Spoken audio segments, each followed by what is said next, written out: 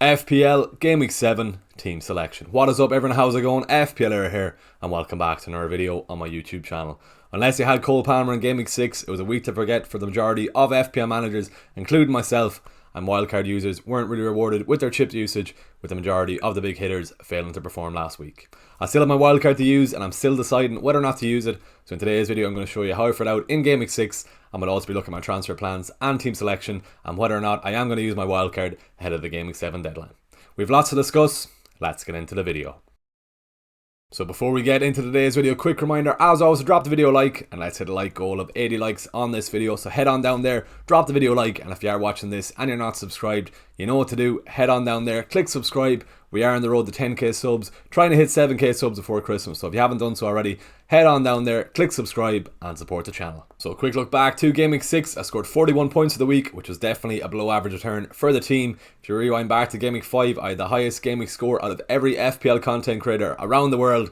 But unfortunately in Game Week 6, I was brought back down to reality fairly swiftly. I'm going to start off with Erling Haaland. In that early kickoff, it was a close call between him and Mo Salah for the armband. Unfortunately, I left it on Erling Haaland. I saw no reason not to. 10 goals in 2 games for the big man at City. But unfortunately, he drew a blank in the early kickoff, and those Gandhi memes were flying around Twitter. That Erling Haaland captaincy blank in the early kickoff brought an end to the run of the captaincy streak on the channel. We were on 5 out of 5 captaincy returns in the first 5 weeks, but with that captaincy blank, the streak has come to an end. Hopefully now we can get a captaincy return in the Game Week 7 and get that streak up and running again.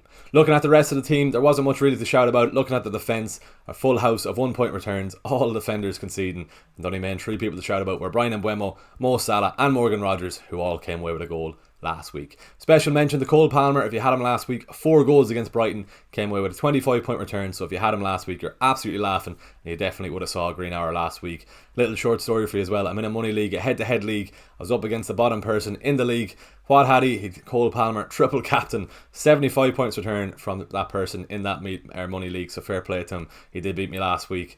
And yeah, that pretty much summed up my week last week. 41 points for the game week. I was sitting on 211k. I've now since dropped to 559k. So fingers crossed for a green arrow in Game Week 7. With the Game Week 6 review out of the way, let's move on now and have a look at how I'm shaping up ahead of the Game Week 7 deadline.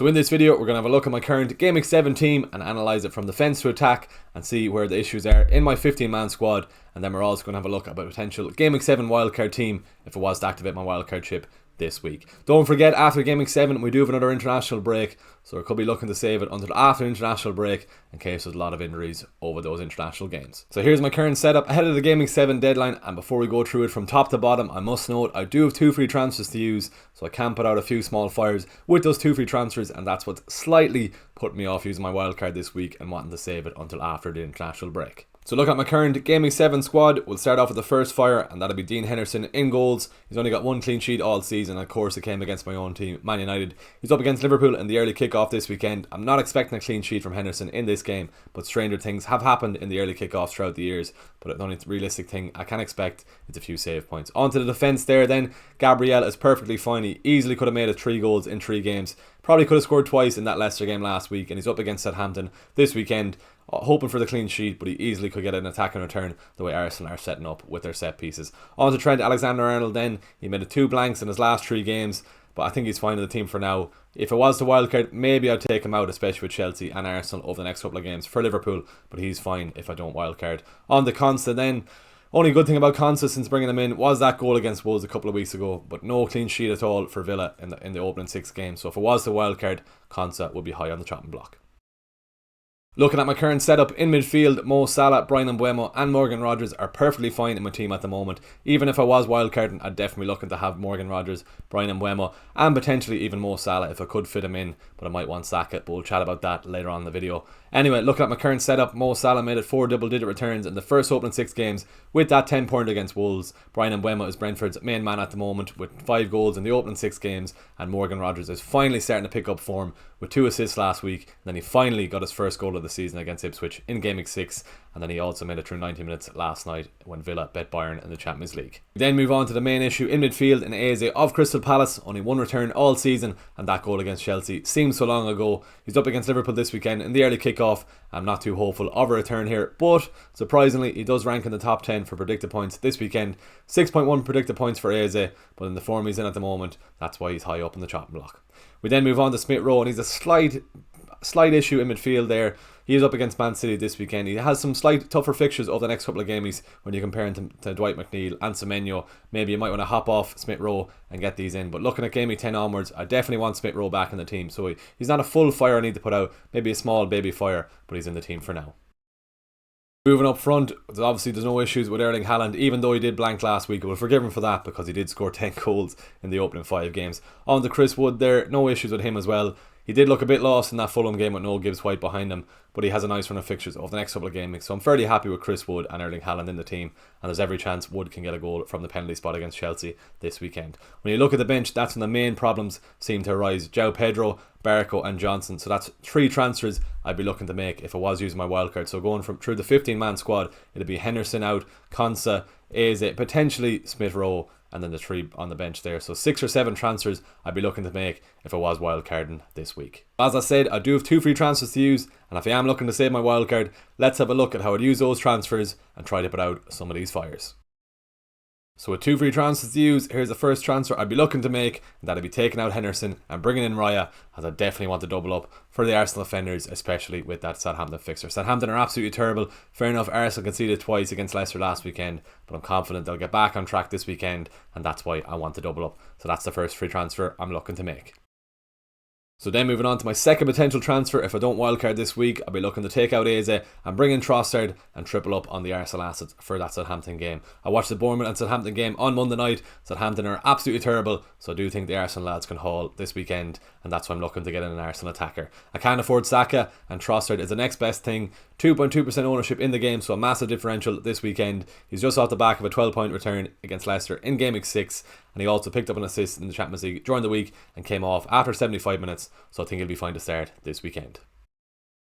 So with those 2 potential free transfers, here's how my Game Week 7 team could look ahead of the weekend's games. And to be fair, we're not in too bad a shape at the moment. We've ticked off the box of getting 2 Arsenal defenders. We've ticked off the box of getting an Arsenal attacker, especially attack that Southampton game, and then moving from defence to attack. Looking at Konsa in defence, fair enough, he hasn't kept a clean sheet all season, but he's up against Man United this weekend, which isn't the worst fixture in the world. Man United are bang out of form at the moment.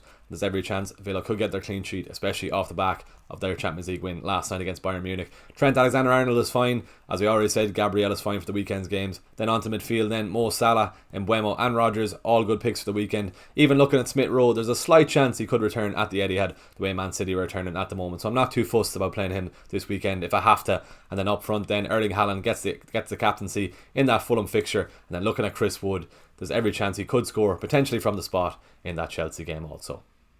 So that's how my Game Week 7 team could look for this weekend. As I said, with those 2 free transfers, I'm able to put out a few fires that I was chatting about earlier in the video. But if I was to wildcard this week, let's move on and have a look at my wildcard team for the Game Week 7 deadline. So if I was to wildcard this week, here's how my current team would be shaping up. And starting off on goals, I've got my David Raya of Arsenal. Arsenal have Southampton and Bournemouth over the next 2 games, and they pretty much scream clean sheet potential. And with Raya then, you have a goalkeeper you can set and forget for the season. I've got my Fabianski as a 4 million goalkeeper on my bench. You can pretty much choose any 4 million goalkeeper that you want. Just with Fabianski, he probably has a better chance of playing if Areola does get injured, but it doesn't really matter what 4 million keeper you go for. Moving on to the wildcard defence, Gabriel, Trent and Rico Lewis are the foundations of this wildcard defence. They're going to be the 3 defenders that you play pretty much every week. Starting off with Gabriel, absolutely no explanation needed for the Arsenal defender. In red hot form at the moment, 2 goals in his last 3 games, and I wouldn't be surprised to see him get another attack and return against Southampton this weekend. Him and Raya are pretty much set and forget for the season. We then move on to Trent Alexander-Arnold. We just have him in the team here on the basis of his attacking threat. Fair enough, he does at Chelsea and Arsenal over the next couple of game weeks, so you could potentially veer away from Trent and bet on Liverpool conceding over the next few games, but I just have him in the team there because even when Liverpool concede, there's always a chance of an attack in return. Rico Lewis offers a cheap route into that Man City defence, and Man City have a great run of fixtures now up until game week 11, so you definitely need at least one Man City defender to get yourself some returns.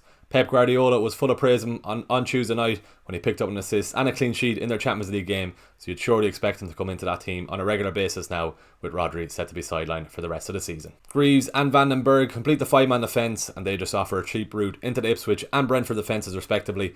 Van den Berg is probably the pick of the Formula defenders at the moment, with that very favourable fixture run for Brentford upcoming over the next few weeks.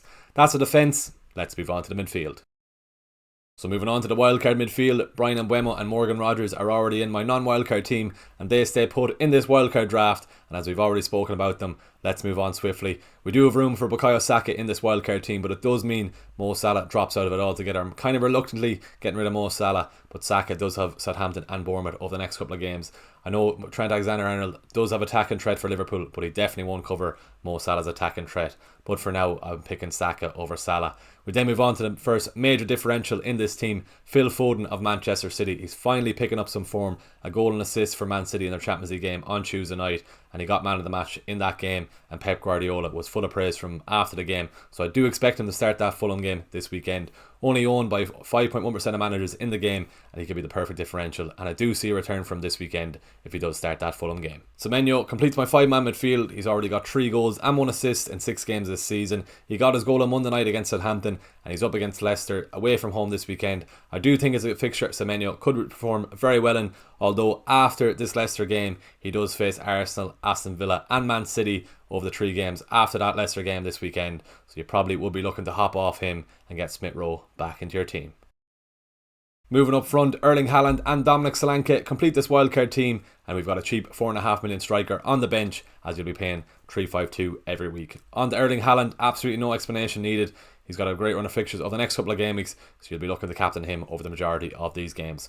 On to Dominic Solanke then. He's finally starting to pick up some form for Spurs. 2 goals in his last 2 games, and he's got a great run of fixtures over the next couple of weeks up against Brighton, West Ham, Crystal Palace, Aston Villa and Ipswich, who are all conceding for fun, so I wouldn't be surprised to see Solanke get a few returns over these run of games. With this wildcard team, there's obviously no room for Mo Salah or Cole Palmer, especially with Mo Salah. I'm very hesitant not to go without him, as he's someone that can really hurt my rank if I do decide to leave him out of the team. Just with Saka, Arsenal obviously have the better fixtures, so that's why I'm picking Saka over Salah. And then with Cole Palmer, if you really want Cole Palmer, you could downgrade Trent to Vardiol and then upgrade Foden to Palmer. But I wouldn't go wrecking my team for Cole Palmer. Chelsea do have a difficult run of fixtures over the next few, up against Liverpool, Newcastle, Man United and Arsenal, so I wouldn't be expecting too many hauls from Cole over those run of games. So we then move back to my current setup, and at the time of this recording I'm more than likely to hold my wildcard this week and just use those 2 free transfers and have my team set up like this for the weekend. If you've made it to the end of this video, please give it a like, drop a comment below and subscribe to the channel if you haven't already. Let's hit the like goal of 80 likes on this video, so head on down there, give the video a like, and if you are watching this and you're not subscribed, head on down there, click subscribe. We're trying to hit 10k subs this season, trying to hit 7k before Christmas. We can get there, we've a bit of work to do, but with your support we can definitely get over the line. I'll see you all on Saturday morning for a GAMEWEEK 7 deadline stream where I could potentially be locking in a GAMEWEEK 7 wildcard. As of now, I'll be holding off the wildcard, but these plans could change. I've got a busy few days now. Over the next couple of days I'm flying to Manchester with work on Friday, and then on Saturday afternoon I'm filming a TikTok with Luke Littler in Manchester, so hopefully the hotel I'm staying in has some good Wi-Fi. I'm looking forward to chatting some FPL with Luke the Nuke.